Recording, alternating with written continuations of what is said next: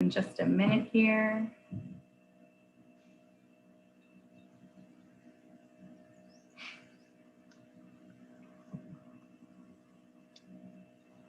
Though we're not talking, we're hoping that you can hear the birds chirping outside our offices here at camp. Spring is upon us.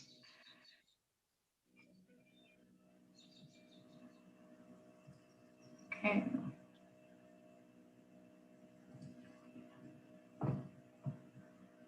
Okay. Oh, people are excited to know that you're actually at camp. Indeed. So Charlie and I are both at camp. Sarah is doing a great job of pretending with that beautiful virtual background. And though it may look like Charlie and I are in the same building because we both have this beautiful lattice work around us, we are in two separate yurts, though not far apart from each other. We do love our yurts here at Camp Echo, and especially later in the day. It's been a beautiful day here at camp, and so our yurts have been warming up. They are not so toasty first thing in the morning, especially this time of year when temperatures are dipping.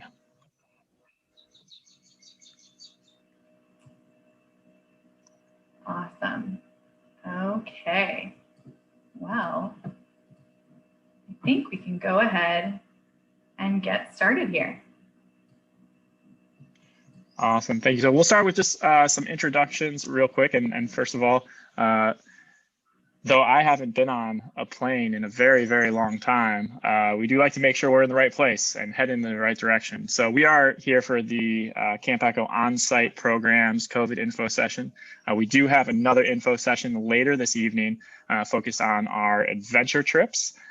So if you're expecting content about that, you're a little early. You're welcome to stick around though. My name is Bernard. I also go by Nardo a lot here at camp. Pronouns are he, him. I'm the executive director at Camp Echo. And I am joined today by Charlie and Sarah, who will go ahead and introduce themselves really quick. Hello, everyone. Yes, I am fake at camp, but I am Sarah. I am the summer camps director at Echo. My pronouns are she, her, and I'm excited to talk about camp this evening.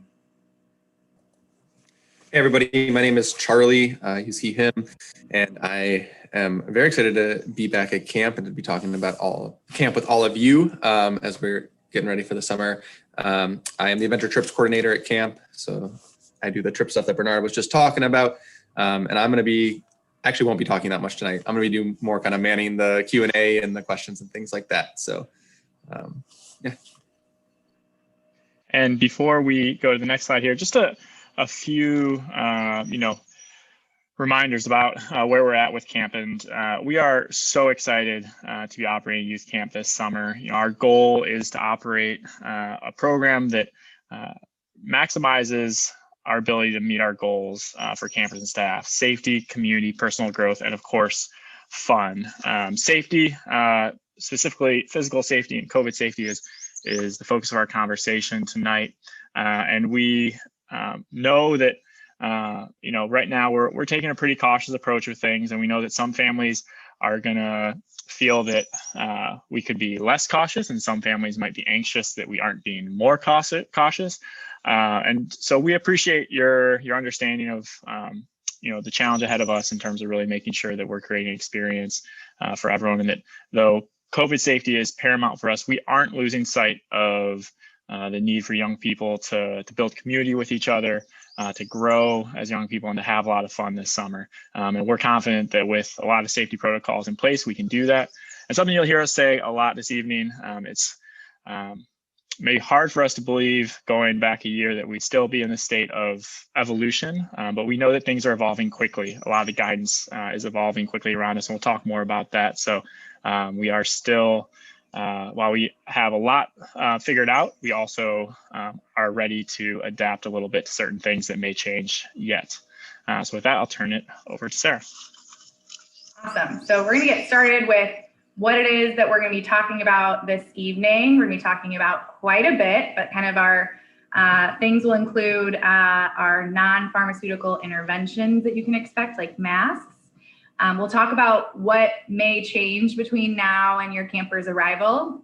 We'll talk about pre-camp guidelines, vaccines, testing, and the grapefruit testing company we're working with, communication, parts of the camp experience that are going to be affected by COVID, like travel.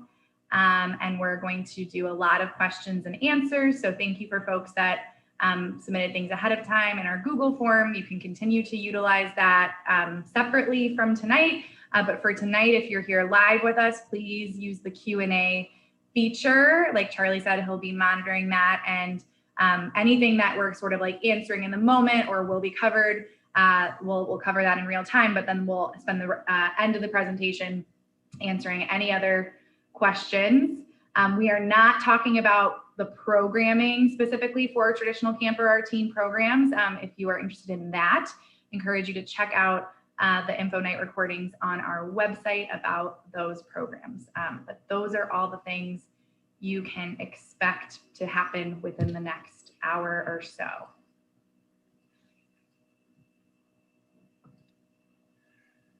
Fantastic. So, what's framing kind of our decision making and, kind of the guidance we're looking towards as we plan for summer. Again, we're going to keep saying it. We really do believe we can operate camp safely, but we do need to operate under the assumption that COVID will be at Camp Echo this summer. We're going to be doing a lot of testing so that we can quickly determine if it's at camp and take the appropriate steps. But we also aren't operating in a complete bubble. We know that we do have staff that have to come and go. We know that we may have people that need to leave camp for important reasons, and so we're doing our best to limit that. We're not leaving camp unnecessarily, coming and going, but we can't presume, even deliveries coming into camp, we can't presume that we're a perfect bubble, and so we do need to operate under that assumption that COVID will be present. We are working to follow the American Camping Association, State of Illinois, State of Michigan, and CDC guidelines and recommendations. They all kind of overlap. Some are more cautious and strict than others, but because our programs operate both in Michigan and depart from Illinois, and some of our venture trips leave straight from the Y, coming and going, we are monitoring all of them. We're accredited through the American Camping Association in Illinois. We're licensed in Michigan, so it's a little bit complicated. But we are really grateful for all the guidance we're getting from these various entities. Again, it's not always exactly what maybe is the preferred guidance, but it is guidance that gives us a clear framework within which to operate. We are really excited and hopeful by the recent announcement in Illinois that the plan is in place to move through kind of the bridge phase between 4 and 5 in the coming weeks and into phase 5 on June 11th. That is towards the end of session 1. So there are some things that may be a little bit different during session 1 than the rest of the summer. We don't yet have guidance from the state of Illinois with regards to how summer camps can operate during phase 5. They did get provided about a month ago. They provided great guidance with regards to phase 4. And just today, I was corresponding with the offices for the American Camp Association of Illinois, and they told me that they are working actively with the Illinois Department of Public Health and other entities in the state of Illinois to get guidance out with regards to what phase 5 will look like for camps and what the recommendations will be. And so again, that's where some of our guidance that's a little more cautious is coming from, but we're hopeful that we can continue to evolve while still operating a really, really safe program. Michigan is in their program is called Vac to Normal, catchy COVID vernacular. And their phases aren't so much clearly stated by date, but really about percentage of people within the state who are vaccinated. And so they're in step 1, and through each of those phases, based on percentages, the precautions loosen up slightly. Again, we are going to be using NPIs, as Sarah talked about, in testing to mitigate spread. We talked a little bit about that. Hand washing and camp sanitizing throughout the day. We are, in the next few weeks here, we are installing hand washing stations in various locations around camp, a bay of 10 hand washing stations outside our dining hall and on the outsides of our various kaibos with water bottle stations, so that in addition to using hand sanitizer, campers will have access to warm water and soap to really wash their hands more thoroughly on a regular basis. And we are fortunate to be outside quite a bit and have the space to social distance in various ways. And we are operating with a lower capacity. 8 campers and 2 staff is kind of our current max in any of our programs. And really, again, we're not going to go into details of the program, but as Sarah said, or as Sarah said earlier, but using the pod or cabin program model, so cabins will really be moving around throughout all their activities in a group, and then having opportunities to do activities, low risk activities with other cabins of a similar age within what we're calling a unit of 5 or 6 cabins. Okay. So like Bernard said, we are following guidance from the American Camping Association. And so this is a graphic that kind of outlines all the different things we're going to be doing to mitigate risk. So we will have a pre-screening. We want folks to be mindful about pre-arrival, and we'll talk about that. There will be a daily health screening at camp. We're going to be cohorting through our units. We will be wearing PPE. We'll be disinfecting and cleaning. We'll be washing our hands. Our indoor spaces do have pretty good ventilation, and we have increased it in the spaces that don't. And our programming will be different. So when we do all of these things to really provide a safe experience at camp this summer. And again, we love metaphors that help us kind of visualize and think about what we're doing. And one that we've heard a lot and kind of leaning on is just, again, why are we doing all these different NPIs? We know none of them are perfect.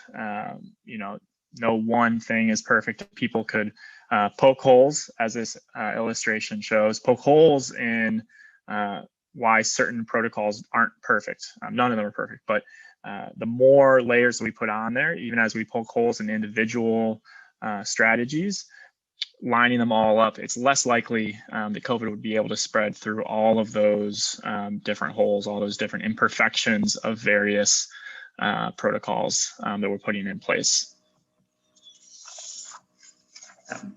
So one of the NPIs or non-pharmaceutical interventions we'll be utilizing is masks. We will be wearing masks a lot this summer. I will say the 3 of us were at camp last summer for family camp, and we wore masks a whole lot outside in summer. And a common refrain from families was, wow, I didn't realize you could have so much fun in a mask, and it didn't really impact the experience in any meaningful way.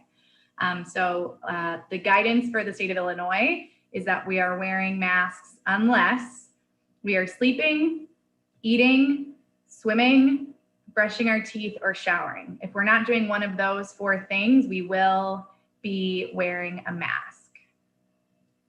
And we know there are lots of different types of masks out there. This is a graphic to show the types of masks that we should or should not bring. We want to make sure they fit properly, that they're breathable, that they have more than 1 layer. Things like buffs do not have masks. I think Bernard said once, like, if you can hold it up and you can see through it, that's not a quality mask. So making sure we're being mindful, no vents or valves. We want to make sure that they're actually effective. Charlie is holding his up to the light to see its effectiveness. And we're recommending that if you can, plan to pack 2 masks per day. Some of our sessions are 1 week, some are 2 weeks. And we are exploring the ability to launder masks for our 2-week sessions, and we'll be sure to let folks know more about expectations with masks. But just in general, be prepared. Make sure you test it out, that you find something comfortable to wear. So what might change? And Sarah picked out some great photos for all these, and we didn't talk about why she picked this photo, but I imagine she's telling us, things could turn upside down on us, right? Like things we might do a 180, but we probably won't do a full 180, but things will shift a little bit. And I think just to follow up on what Sarah was talking about with masks, I think this is probably the question we've gotten most often in the last few weeks, especially as so much new guidance is coming out with regards to being outside versus being inside, being vaccinated, being unvaccinated, what is safe and appropriate with regards to masks.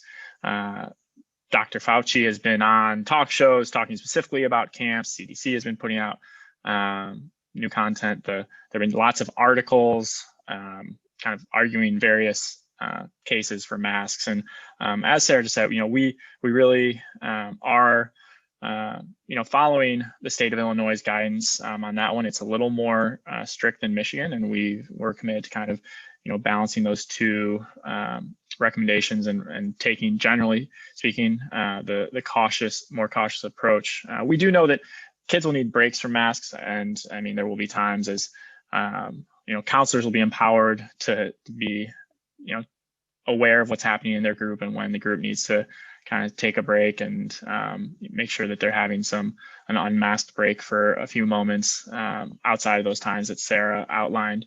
But we really think that this mask usage is something that could evolve as we get new guidance from the state of Illinois and going into phase 5. And we expect that campers will still need to bring masks. There will still be many times when campers will wear masks, but that we might loosen up a little bit in terms of when they're worn within the cabin unit. And again, right now it's really understanding that we don't want COVID to spread within that cabin if they're spending a lot of time together. But that's something that we expect could loosen up. And then the other thing that another thing we expect that could loosen up is the interactions between our various groups at camp. Right now we're being very setting the expectation to be very kind of strict with our pod units moving around. And then again, those low risk opportunities within multiple cabins that are in a unit. But there might be opportunity to say, okay, maybe we can have a larger group gathering. So a unit might be about 50 people or 30 to 50 people versus having 100 to 200 people on site in later sessions where we might feel, okay, we could have everyone gather for a campfire all at once in our amphitheater. Everyone would be wearing masks with such a big gathering, and especially since we'd be singing and shouting, which is something that is a high risk activity. But currently we wouldn't be able to do that. Currently our plan would be to either do a campfire out on our peninsula where everyone is more spread out, or to do individual kind of campfires with each unit of again, 30 to 60 campers. So those are some things that we expect could evolve. And then the other piece is within phase 5 for the state of Illinois, it really, a lot, if not all of the capacity limits for gathering sizes are being lifted. And so that's something where we actually do expect, I know we've been sharing a lot about transportation, and we'll probably talk about that again a little bit later, but we may be able to increase the number of campers per bus from 50%, what it is during phase 4 and what we're planning on for session 1, to about 75% on each of the buses. And we are even right now, we're limiting ourselves to 10 people per cabin, up to 8 campers and 2 staff. But again, as those capacity limits get lifted, we may see an opportunity to put 1 or 2 extra campers in each of those cabins to be more in line with what our traditional programming has been, if we feel like we can do that safely within the guidelines based on the physical spaces that we have. Great. Okay, so what to expect before you come to camp. Just being mindful that we are in this together. The behavior of our camp families before you arrive to camp will contribute to our success during camp this summer. And so we're asking folks to follow best practices and safety protocols prior to your arrival to camp. We are not asking folks to quarantine prior to camp. We know that people need childcare, or it's just not realistic to ask our families to quarantine or self-isolate, but we do expect that people can make safe decisions for that 10 to 14 day period before you come to camp. We are going to ask you to self-monitor, to self-screen 10 days prior to arrival. So checking for symptoms and temperature. We don't need you to give us a day-by-day temperature check or anything. You're not submitting that information in great detail to us. So it is more of an honor system, but we are asking folks to complete a pre-arrival screening form, and that will be on your Camp in Touch account 7 days prior to your camper's session. It's not there right now, so if you go to look, you don't see it, but it will be there 7 days before, or that is our plan at the moment. And so the things that are asked on that form are if your camper has been vaccinated, and if they have, you can upload your vaccination card. I know that's a question that folks have asked about proof of vaccination. If your camper has had COVID at all in the past year, and when, if there has been any potential exposure, in the 14 days prior to the session, and you can update this form if you fill it out 7 days ahead, and then something happens the day before, you can update the form. And if there has been or plans for any travel in the last 14 days. So those are the things you can expect prior to camp, and we just ask folks again to be mindful about our communal responsibility, so we can have a safe and successful experience at camp. All right, so here's the amazing Camp Echo full-time staff getting one of their vaccine doses, minus me. Apparently, I must have, I was there, but I didn't get the photo memo. I promise. So, in addition to masks, another kind of very, common question we're getting is about vaccines, and we're getting a lot of questions about how vaccines and masks intersect or impact each other, or how vaccines impact masks. We have the same, as of now, our expectations will be the same for all of our campers and staff with regards to our NPIs at camp and testing, et cetera, regardless of vaccination status. We're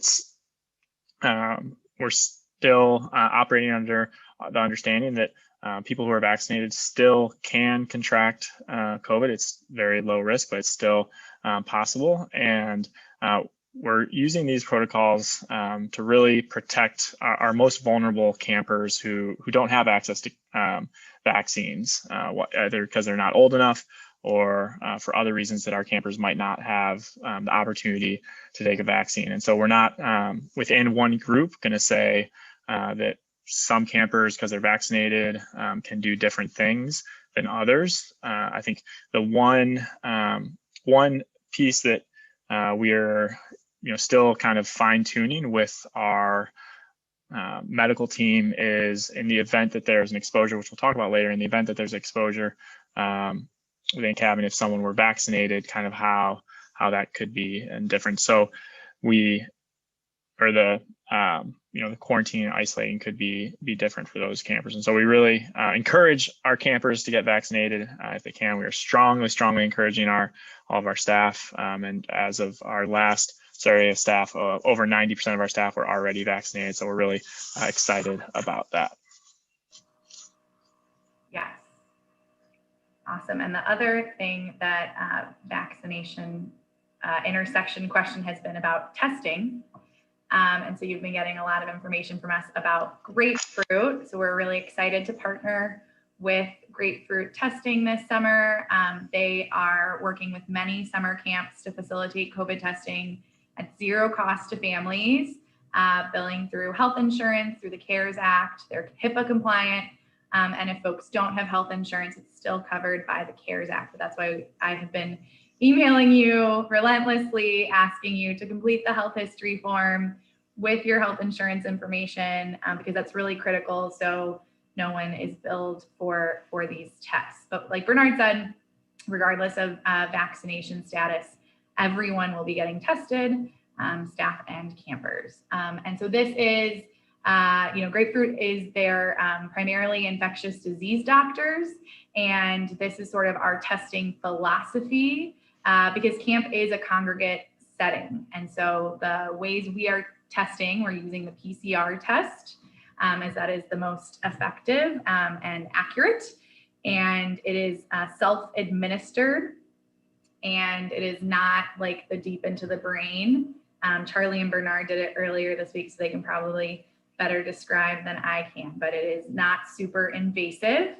And we will be testing before arrival to camp for our on-site programs 3 days after the session starts. And then, of course, if there is any symptomatic campers or staff, we will also be testing.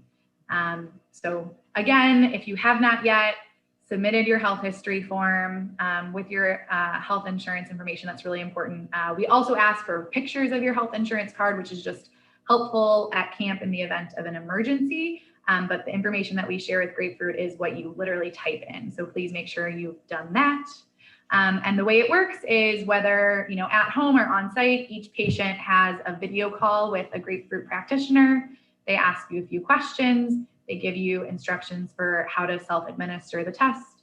And then we send it to the lab via FedEx. And being able to have that interface with the practitioner is part of what is really critical with making sure that the billing through the CARES Act can be processed effectively. So that is why there is a video visit during the test.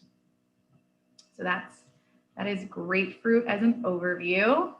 And so the 2 tests that every camper and staff can expect is, like I said, the pre-camp test. It'll be sent to your home. First, we thought it would be sent 7 days prior, but just talked to Grapefruit right before this, and they said it'd be sent several weeks prior. We've gotten a lot of questions about if I'm, traveling or if I'm not at home the week before or whatever it is. If your mailing address is different than what we have on file, you can go on the Grapefruit website to update your mailing address for the PCR test, but it should be at your home well in advance of the session. And so 3 days before the session, you will schedule your video visit. There will be instructions with the test to complete the test, and again, mail via FedEx, and all that instructions will be there together.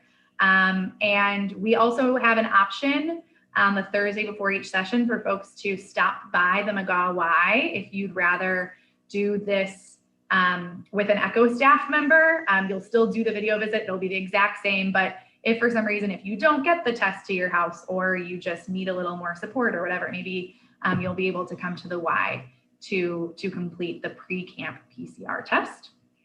And then on the 3rd day of each session for our on-site programs, we will do a test at Camp Echo, and parents will get the results probably before Camp Echo, if not at the same time.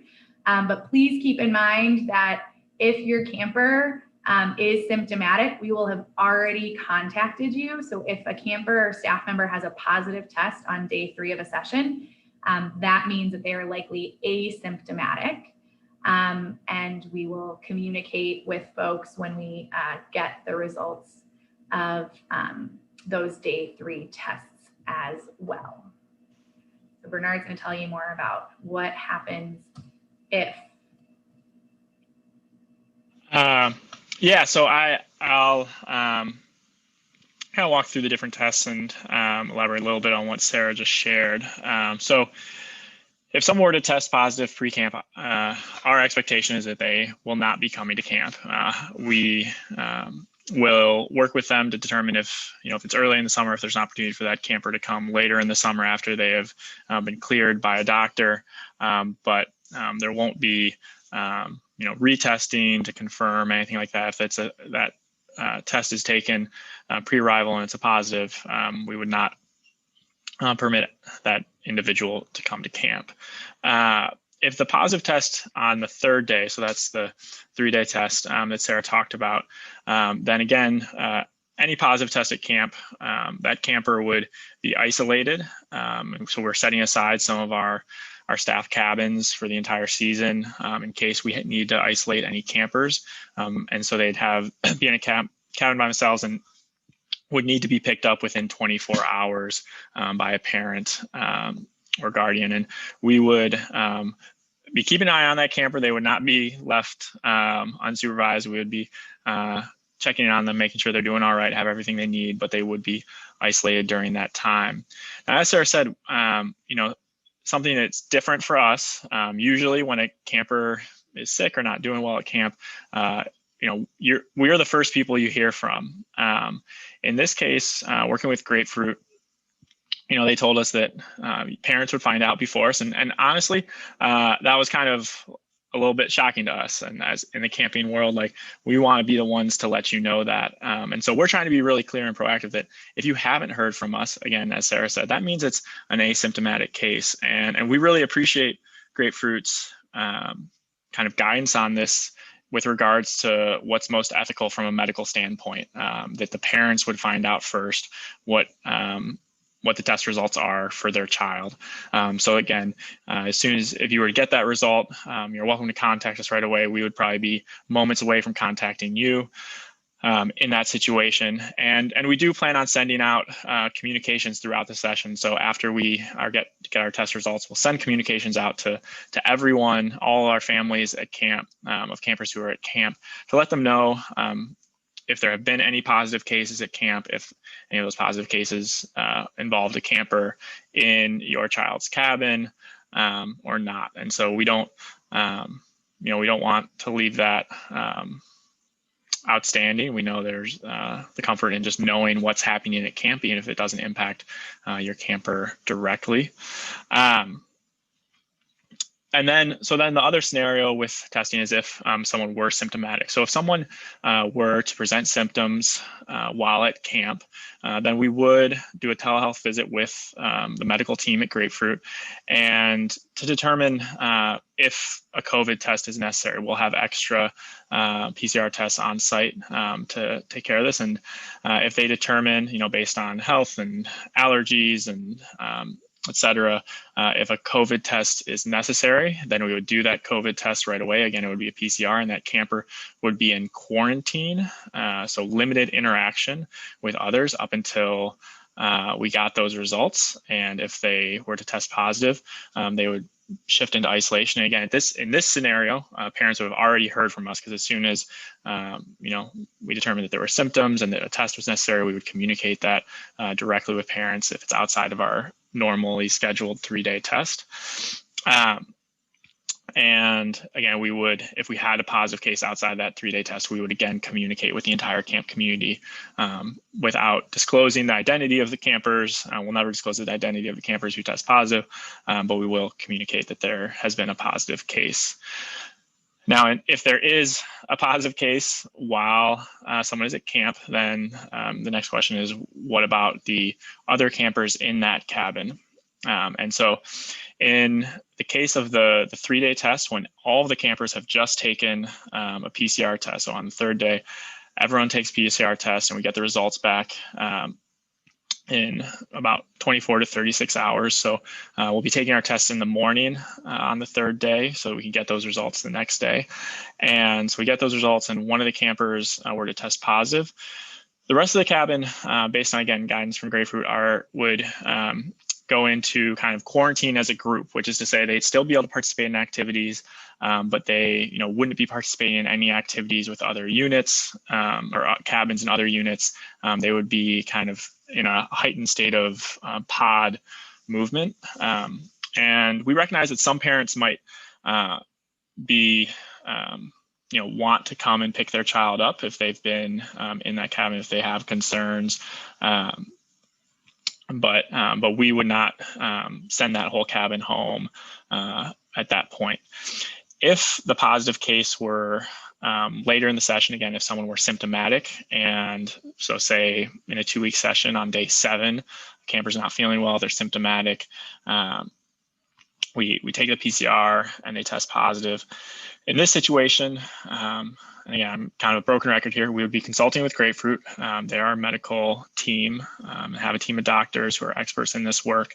But we would likely then retest. Again, we would quarantine that group in the same fashion I described earlier, where they wouldn't be interacting with other groups as much. And we would likely retest that entire group to determine if there were any other cases within that unit. And similarly, we would be contact tracing to determine if there was any other campers or staff that would have been exposed, though in accordance with all of our protocols that are in place, there shouldn't be a need to test any other individuals at camp.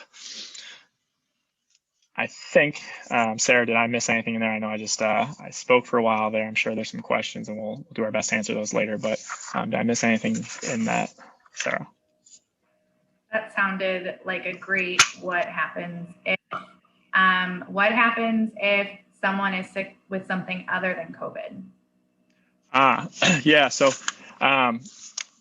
if someone is sick with something other than COVID, we have a great medical team hired for the summer. Sarah is supporting our medical team at camp, and we have 3 health officers who will be at camp all summer, in addition to medical director in residence, kind of a new name for our kind of our expert health officer. And so anytime anyone is sick, they will go to our clinic, and we're going to be setting up kind of a triage station outside our clinic, kind of with a tent and picnic tables to kind of do an initial check-in and see how they're feeling. And anytime someone's sick, again, we're kind of taking note of that, determining what's going on. And if it's something that requires them to stay in our clinic, say they have a fever and it's either determined not to be COVID, or the grapefruit team, for whatever reason, determines that we shouldn't be even tested for COVID. If anyone ends up spending more than 24 hours in our clinic, we will likely have them be picked up. That's kind of our expectation right now, is that 24 hours in our clinic, a camper would need to go home, just because we don't want to overwhelm our health staff. They're going to be really focused on creating a safe environment for everyone. And we need to keep our clinic kind of focused on the community health. So again, if someone were to be out of programming for more than 24 hours, they would need to be picked up by a parent or guardian. And we would communicate as soon as a camper is out of program for whatever reason, because of illness or injury, we'd be communicating that with parents. Great. Okay. So moving on to travel to camp. So Bernard spoke at the beginning about buses and phase 5. So the majority of our campers do take the buses round trip from McGowan, CA, and Evanston. Although we do encourage and really appreciate if folks can drop off or pick up directly at camp. But for session 1, while we are in this bridge phase in Illinois, there will be 2 campers per row. So we'll be at 50% capacity, a row being like all 4 of those seats across. So 1 camper for every 2 seats, if you will. But starting for session 2, because on June 11th is when we anticipate phase 5, is when we anticipate increasing our bus capacity closer to 75%. So 3 campers per 4 seats per row. Buses will be assigned, and they will be assigned by age, because that will be kind of how our cabins are grouped. However, if you would like to have your children who are siblings be together, we can make that accommodation. Otherwise, buses will be assigned by age, and the way the guidelines are written is if kids are from the same household, they can sit together. So if we have siblings together, then the capacity would be a little higher on that bus. We are aiming to have 1 bus departure time at our typical arrive, I think, at 8 o'clock, and buses roll out at 9. We're hopeful that we can do that, even though we'll have more buses than before. So we are hoping not to stagger the times. We want to make it more convenient for families. But we are planning on asking folks to drop off any camper medication in advance. One of the biggest part of our bus departures is just sort of the gathering of all of the people, all the campers and their families at the Y, doing the check-in process, and the medication check-in is the thing that takes kind of the most time. So we're going to ask folks to do that in advance of Sunday morning at the Y, and so we'll let folks know, the couple of days prior when they can come to the Y to check in their medication with the ECHO staff. And we are going to ask folks to limit, the amount of people they bring with them to bus departures. We really want to limit any sort of, large group gathering. It's not just about the capacity of our buses, but it's also about, folks gathering outside the Y. We don't want to have too big of a crowd. We want to be able to follow all those guidelines. And like I said, we would love if you can drop off or pick up your camper at Camp Echo. We've got a lot of questions about air travel because not all of our campers are from the Evanston or Chicagoland area and do have to fly. And that is okay. There is no restriction from any of the guidelines around air travel. It's actually deemed to be, pretty safe with all of the air filters. So as long as you are, following all recommendations, making sure you're wearing your masks on those planes and, in the airports, that is fine. The exception or the travel restriction that you do need to be mindful about is if you're coming from a hotspot state. And we've sent this information out many times. It's on our website. It's on the McGaw website. But the McGaw YMCA measure or says something is a hotspot state if in the past rolling 7-day average, there is 20 per 100,000 people, 20 cases of COVID. And so there's a website where you can track that. So if in the 2 weeks prior to your camper session, the place that you're coming from is a hotspot state, we will work with you to try and, see if we can register for a later session and make sure that you're not in that hotspot state for the 14 days leading up to your time at camp. So that is a really hard and fast travel restriction that has been in effect for pretty much about a year now. And we don't anticipate that restriction changing. So just be mindful of that. And I saw there were a couple of questions about travel on the pre-camp arrival form. We're doing that primarily just to gather information. And again, it is mostly about this hotspot state component. So you are allowed to travel 2 weeks prior to coming to camp. It just can't be in a hotspot state. So that is why we're asking that information. So if you're going somewhere else that is not a hotspot, that is fine. We still want to know that information. It's just helpful for us to know, but it is not, preclude your camper from attending if they're traveling somewhere that is not a hotspot. That was a lot about travel. Bernard and Charlie, did I miss anything on those? No. Okay, moving on. Bernard, you're muted. So, what other kind of protocols are in place kind of in terms of a typical day at camp? And we will be doing a daily health screening, which will include temperature taking. And, again, this is kind of going back to that Swiss cheese. We know no one thing will tell us if someone has COVID or not. But it is just a really good kind of daily practice and way to keep making sure all of our campers are well, both for COVID and others. I think there are a lot of protocols that we're really, I think, excited about building into the camp program that may last beyond the summer, and just doing a really intentional health check each day in the morning, I think will be really valuable to our camp community. And so we will be doing that throughout the summer to make sure things are staying safe. Kaibos, which are our bathhouses.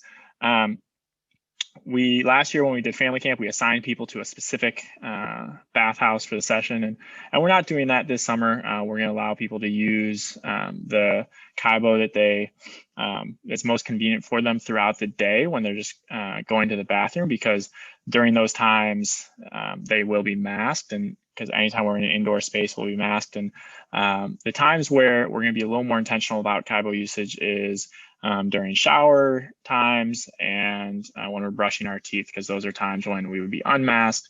And particularly with toothbrushing, we're spitting, we're putting a lot of things out there. So those are times where we will have groups kind of throughout each day, having times in the mornings and evenings for cabins to be in a Kaibo pod as a group to brush their teeth, or to have a time during the day when everyone in that cabin has an opportunity to shower. Again, we're really excited about the hand washing stations, which will also be good for toothbrushing outside of the Kaibo, so that we can do more of that outside. And then meals, we are planning to eat as many of our meals outside as possible. Again, a highlight from last summer was Cafe Echo, a whole bunch of tables with umbrellas out on our peninsula right below the dining hall porch. And we have a lot of tables on our dining hall porches. We probably will have some folks eating inside, maybe one unit at a much lower capacity. And this is something that may evolve with our capacity limits. But we're going to eat as many meals as we can outside. We're going to do more kind of picnics around camp in different areas of camp, and more campfire cooking. So we're kind of thinking about a lot of different creative ways to be able to eat outside and enhance the camp experience. Now, certainly, when I say all that to anyone, they're like, "Well, that's all well and good, but what happens if it rains?" And so we are, making kind of contingency plans for different weather and utilizing different indoor spaces, including cabins where people might eat in their cabins as a unit. All of our camper cabins have porches, screened porches that are good spaces to eat meals as well. So it's not as enclosed as the cabin.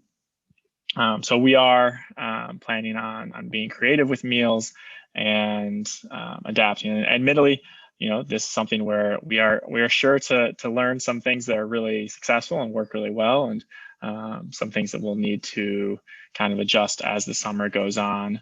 And just, I don't know that we've said explicitly how many campers are going to be at camp each time, but during session 1, we intentionally lowered our capacity for session 1 because we knew that we were going to be kind of figuring some of these things out. So we only have 100 campers at camp as of now for session 1, which is about half of what we would usually have. We usually be closer to 200 or even 220. And then the remainder of the summer, we gradually increase the number of campers to be closer to about 140 in our traditional camp programs later in the summer, plus some of our teen programs, and of course our adventure trips that spend either no or little time on camp. So it gives us a little bit more flexibility in terms of how we use our different indoor spaces, because we don't have as many campers that we have to get inside.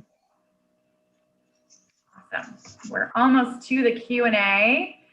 But first we want to remind folks that we're going to camp. So it's going to be a lot of fun. We're really looking forward to it. And want to remind you again, to make sure you fill out your forms. We ask you to do them for a reason. It's really helpful for us. So again, if you haven't done the health history yet, please do so ASAP. And again, we'll send you reminders about doing that pre-arrival form the week prior to your camper session. And before we kind of go to our live Q&A, I'm going to answer some of these questions that we got in advance through the Google form. So thank you to folks for sending those ahead of time. Some of the questions were, why do vaccinated people need to get tested? And we talked through these answers, with the folks from Grapefruit. And, it's a non-invasive self-administered test that is free. It's easy, it's safe, and it's very efficacious.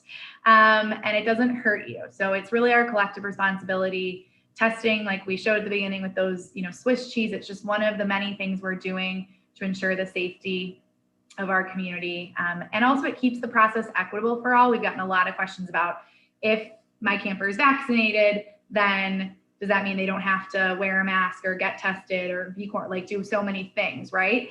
And not everyone has access to the vaccine or is eligible yet. So we really focus on making sure the experience is equitable. We don't want, people to have different experiences based on whether or not they're vaccinated. We encourage people to get vaccinated because it will, help everyone be safer in our community. But those are the reasons why everyone is getting tested. Why do vaccinated people need to wear masks, or even after, day 3, if all of camp tests negative, why do we still need to do that? And those non-pharmaceutical NPI interventions like wearing masks are really important to continue to mitigate risk. It is a safety protocol for a reason. And like Bernard said, we are more of a wiffle ball at Camp Echo. We are not a perfect bubble. So we are limiting it, but we do still have people coming and going. And so we can't, promise on day 3 that if everyone's negative, then that means that there won't be COVID at camp. There still might be somehow. We've gotten some questions about variances, and the infectious disease doctors at Grapefruit, they are the experts, and they have said that, variants are a concern. But they're the better ones to kind of talk to about these things. But this is, again, another reason why we have this testing regimen in place. Even if you're vaccinated, you still can get COVID. And so that is why we're, using these best practices to avoid any asymptomatic or, symptomatic spread of variances. And I saw this in the chat, and, we got this question ahead of time too. If someone tests or has COVID, tests positive for COVID, prior to camp, like more than 2 weeks before, do they have to get tested? And basically the answer is we're going to connect you with Grapefruit on a case-by-case basis. But my understanding is, if in the last, I think 30 to 90 days, if someone tests positive for COVID, even after they no longer have it or no longer infectious or can spread it, they would still test positive if they tested again, prior to arrival. And so that test would kind of not make that much sense. It would get sort of like a false positive almost, because you would no longer kind of actively have the virus. So we will connect you with Grapefruit. We will ask, for your, letter from your doctor to, explain that, yes, you tested positive in May and you are no longer contagious. And so that is why you don't have to test again. But please let us know so we can connect and make sure we can follow through with that. So those are some of the questions we were asked ahead of time. And now, Bernard, are you ready? Maybe Charlie might call out some of the live questions to you to answer. Does that sound like we ready? Sure. Let's do it. Do it. All right. Fun part. A lot of different questions here. A lot of questions right now regarding the fact that Michigan is currently a hotspot state. If you want to talk about how that affects things. Yeah. So I'll just follow up on a little bit more on those protocols that Sarah talked about in terms of McGaw protocols. If you've been traveling through a hotspot or from a hotspot state, and unfortunately we don't have the chat box where we can like put a link in right away, but we'll include it in the Charlie put a link in the oh, he put in one of the answers. Awesome. So I didn't catch that, but if you look at the safety protocols page on the McGaw website, and you have had domestic travel to a hotspot, it does kind of outline that, if you're asymptomatic, if you have no symptoms and you're fully vaccinated, that then you're able to kind of, it says returning to the work site, campsite. So you would be able to participate. And so again, that is an incentive to be fully vaccinated if you're concerned about that. And if you were, again, so just I think looking at that website to see what happens, they're kind of different, a matrix of if you're fully vaccinated, if you're not vaccinated, if you're symptomatic, if you're not symptomatic. So you kind of look through those things. Indeed, as someone has pointed out, I appreciate people keeping a pulse on things. Michigan is currently above that 20,000 cases or 20 cases per 100,000. It is rapidly dropping from where it was a few weeks ago, which we're really excited about. And again, the vaccine rates are going up. But if Michigan were a hotspot state, then we would be asking people who have been living in Michigan or traveling within Michigan, other than coming to camp, to honor some of those guidelines, recognizing that if people are traveling from Evanston specifically, or the Chicago area specifically, to Camp Echo, we are confident that the Camp Echo, and the protocols that we're putting in place here to keep it safe. And again, we're hopeful that Michigan will keep trending in the positive direction, but we do want to be aware of that. Question asking if counselors and staff are required to be vaccinated. Yeah, so counselors and staff are not required to be vaccinated, similar to what Sarah shared earlier in terms of recognizing the different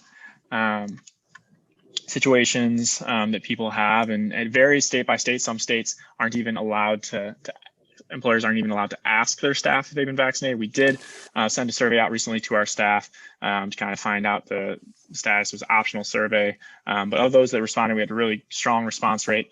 Over 90% were already fully vaccinated or in process of being fully vaccinated.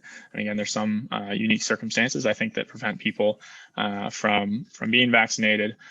So we are strongly encouraging it. YMCA of the USA is not mandating it. Many schools are not mandating the vaccines. And so that is an organizational decision that we would not mandate vaccines. Charlie, I'm going to do kind of a rapid fire here through some of the questions that I see here.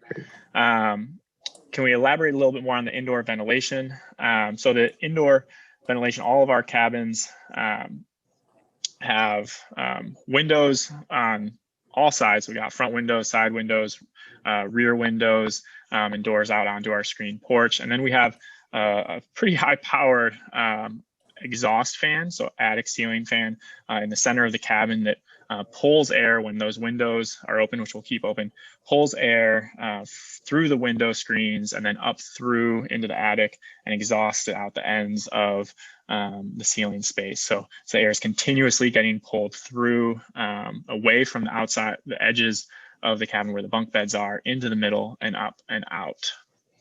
How will we launder masks? Campers think that we have AC in our cabin because the exhaust fans are so powerful. So if your camper told you had AC, we don't. They're just really great exhaust fans. There's a question about how will we launder masks during 2-week sessions. We're still figuring that out. We have a few different options. We are installing a lot more washer dryers on camp this summer, primarily for our staff and our trip program, because we're asking them, we don't want them going into town at all and going and spending time in laundromats. But I think with that higher capacity, we think we might have the ability to launder masks on site.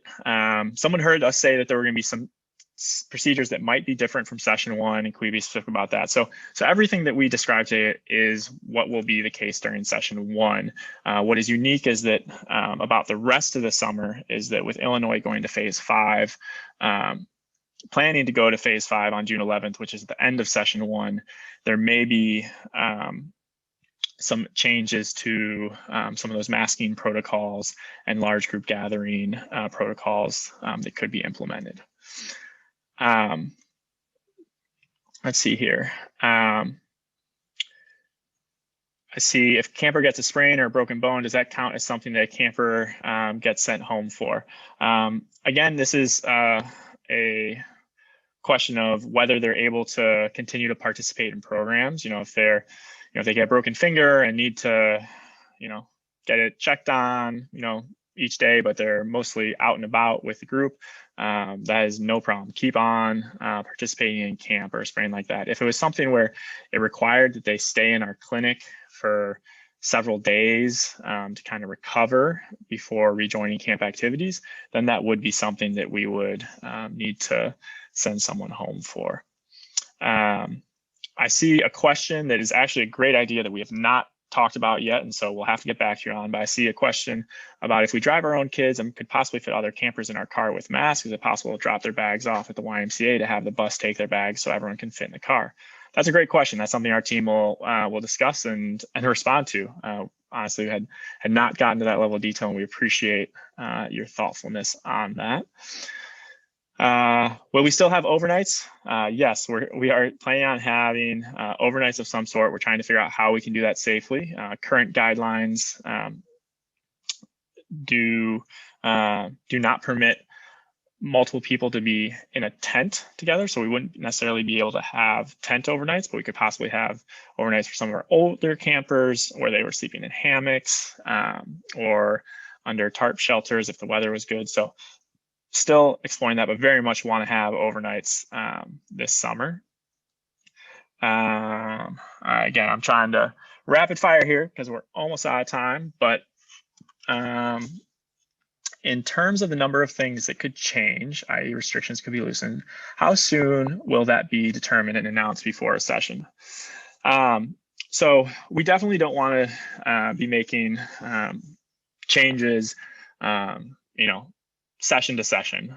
Really, what our hope is that we'll get guidance on what phase 5 in Illinois will look like, and we'll determine if Michigan is updating their guidance as well, and can share those updates would be presuming Illinois shift into that phase, or if Michigan announced new guidelines in terms of their evolving public health expectations. And so we could share that out to say, assuming Illinois goes into phase 5, here are the changes that we would make. And then if Illinois were to move backwards out of phase 5, then we would go back to what we had already had set in place. So it wouldn't be so much, again, a session to session adjustment as it would be a change based on that one criteria. All right. Will campers test themselves? Sarah, are you able to answer that one? Yes. So Perfect. It is self-administered, but it will be during the virtual visit. So you will receive guidance from the Grapefruit staff. We will also, when we're at camp, we will have staff there to support as well. But yes, it is a self-administered test. Like I said, it's not, the brain poker. It's, Charlie, you said like, what was the distance up the nose? I don't know. It definitely gives me a little tickle though. But A little tickle. I've had that test as well. This did not hurt at all. So yes, it will be self-administered. And I also have a question of, are we required to use grapefruit, or can we bring in results from a different test location? We are expecting that everyone will complete the grapefruit test, and we are not accepting tests from other sources. Back to you, Bernard. Awesome. So I saw a couple questions about, if we aren't wearing masks while we sleep, eat, swim, shower, et cetera, how will wearing them outside help any? And then also, what are mitigation approaches when we are sleeping to sleeping, since we will be without masks. So again, within our camper cabins, we have kind of 10 camper bunk beds, 5 camper bunk beds, so 10 beds total. And we're only having 8 campers in a cabin right now, based on Illinois capacity limits. And so we will have some empty bunk beds to help with our physical distancing, as well as being intentional about sleeping head to toe. So making sure we don't have any bunks where campers are head to head, though we do have physical cubby structures, kind of storage structures in between the bunk beds. So none of our bunk beds are directly next to each other, which really helps. And then, like we talked about earlier, making sure that our ventilation systems are running throughout the night with that. In terms of, why, if we're not wearing our mask during certain times, do we need to wear our mask during other times? And,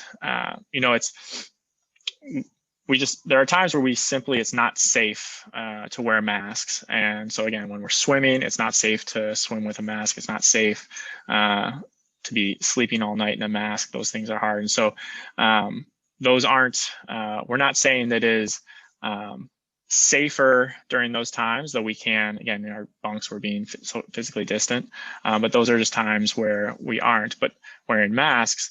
But all other times when we can wear masks, we know that masks are proven to help keep us safer. And again, that's why the guidance is requiring us to do that. So I believe, again, these are some of these decisions are not decisions that we have made, but protocols that we are following as best practices, and trust that those who are setting those protocols are public health experts and helping us be safe. I do see a question about camptivities being limited by cabins to limit contacts with other cabins. We didn't go into this too much. We didn't specifically talk about camptivity. We talked about the pod structure as a whole, and this was in kind of our program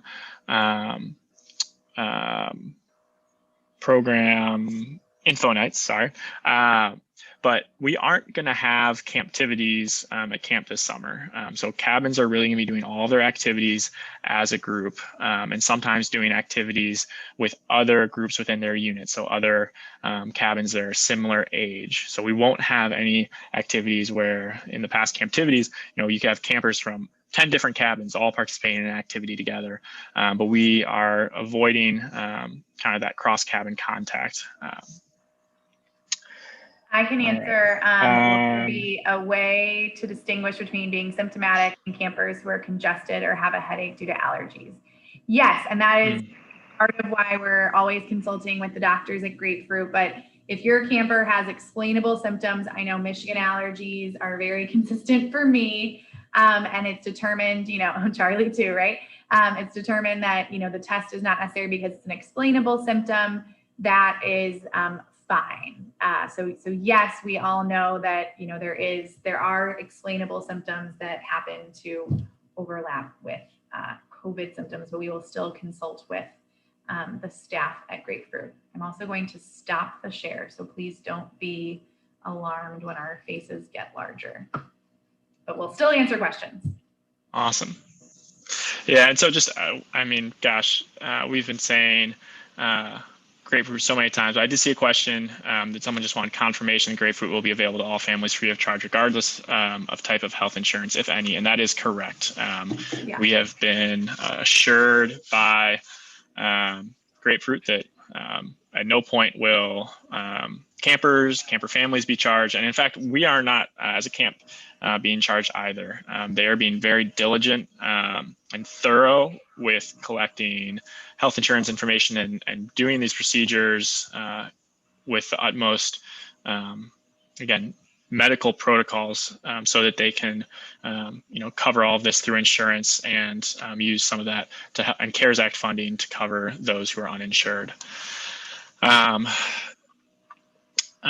What my child is getting her second vaccine the Tuesday before camp. Does the test get impacted by that, i.e. false positive? Also, if she gets a side effect of fever that wouldn't prevent her from coming, would it? So again, this is where I think it's, I think we would rely on Grapefruit. I know I've said that many times here, and for their understanding of that that test result. I don't believe, and yeah, I could be misspeaking here, Sarah or Charlie, correct me if I'm wrong, but I don't believe that that would impact the test results of these PCRs, but I'm not. Yeah, certain. I don't believe so either. And I also, yes, and we're not doctors or medical experts, but I also wouldn't recommend getting the second shot, within 24 to 48 hours of your time at camp because of the side effects after the second dose. But I think the Tuesday before, I believe that you would be recovered and back to normal and shouldn't have any more symptoms from the vaccine. Awesome. So I see a question about what happens if a whole cabin or wider group is infected, and we're working with Grapefruit in terms of our kind of broader response to COVID at camp, but we would also work with our local public health department to make decisions about that. We're really confident that by wider group, our protocols are in place to really avoid COVID spreading beyond a single cabin group, and we're really hopeful for that. But we will, consult with those and activate our COVID plans should we have a spread that's beyond a single cabin. The campers will be so much together with their pod. Will there be extra social emotional support for those smaller groups? Yes. So I have the pleasure of working with our physical health staff as well as our mental, emotional, social health, which we call MESH staff. So we do have some wonderful MESH staff this summer who are going to be able to coach our counselors and provide direct support to our campers. So yes, that is something that we are actively thinking about because we know that it will be a different experience, but also we're really excited about, cabins being able to spend so much time together for those counselors to really get to know their campers and to be able to provide additional emotional support than they would have before when, we're all kind of scattered all day long. And I'll give a nice plug. Please fill out the additional health and personal history form and let us know as much as you can about your camper prior to their arrival. The MESH staff and the counselors review all of those forms. As well as campers, please take the time to tell us about yourselves and your goals and write that letter to your counselor. It's one of their favorite things. It's really helpful for them to prepare for your arrival. Bernard, you got an awesome spotlight situation. Oh, wow, I didn't realize that. The sun is setting. Let's see, can I? Jeez. Oh, that's going into it. Work on that. We call that a sunburst or sun flare. Apologies. So I'm going to try to rattle through a few more here. Thank you to all those that 82 of you that are still hanging on. What if campers' home state meets the criteria for hotspot, but so does Illinois and or Michigan? Would only those campers be excluded? Again, we would utilize the McGaw travel kind of protocols for hotspots, and they do have slightly different language for Illinois and for those traveling from Illinois to camp. The key thing there is we definitely don't want people traveling with COVID, bringing COVID from one area to another area. And so I think the traveling does kind of just not the traveling itself, as Sarah said earlier. The act of traveling isn't a risk, but thinking about how we minimize the spread of COVID into new and different areas. And if Evanston or Illinois were surging and to the point of being a hotspot, that would certainly impact, what phase of public health phase Illinois is in and what our protocols are, and we would communicate that in advance. I want to give Teo Scrim some answers here. I see you with your program questions. You still get your sailing skippers. So we're thinking about how, particularly for our older campers, given the pod model, how we're giving them time to really pursue some of their passions at camp, maybe that they've built over time. And so we would definitely work with you to find a way for you to get your skippers if that's something you've been working towards. I think, as Sarah said, definitely throw that in your personal history form, your camper letter. Let your counselors know that's something that you're working on, and I think that'll be a really exciting thing for us to try to support. And are there any camp activities offered in the past that will no longer be offered given the pod structure? I can't think of any. I don't think that's the case. I think we'll have opportunities to do pretty much all of the activities at camp, but there are also some cool new opportunities that we've talked about, given, again, that progression that we're trying to have for our older campers and in traditional camp, that 8th and 9th graders might have opportunities to do our climbing wall, not our bouldering wall, but our climbing wall out the high ropes course, and start to get some exposure to that that maybe we wouldn't have been able to do in the past. And will meals be served family style, or can it go through, or can I go through how the meal process will be different? So we will be minimizing the again, opportunities for people to have shared be exposed to each other in kind of shared eating spaces. And so, for instance, we probably will not have a salad bar in the way that we've had a salad bar in the past, or we might, we're still determining if we could do it in a way that it's a more controlled, not where everyone goes up to the salad bar at once, but maybe different people have opportunities, different groups have opportunities to go to our salad or choice bar. And so we're kind of still zeroing in. We're expecting to see, we'll wait to see how the guidelines get updated, but as of now, cabins would be eating together and likely served primarily by the counselors themselves, opposed to, again, passing food all the way around. what if you were in a cabin with people who can't swim? Will your cabin be able to water ski? And so I would extend that to kind of various areas of camp. We know that there are oftentimes activities that people can't do. Again, horses is one that comes up sometimes where people have allergies to horses or just really are not comfortable around the horses. And our counselors will always work with cabins to make accommodations so that everyone can participate and have a role in an activity without feeling excluded. For instance, at our water skiing area, oftentimes people really enjoy being the spotters in the boat, being able to encourage their peers as they try to learn how to water ski.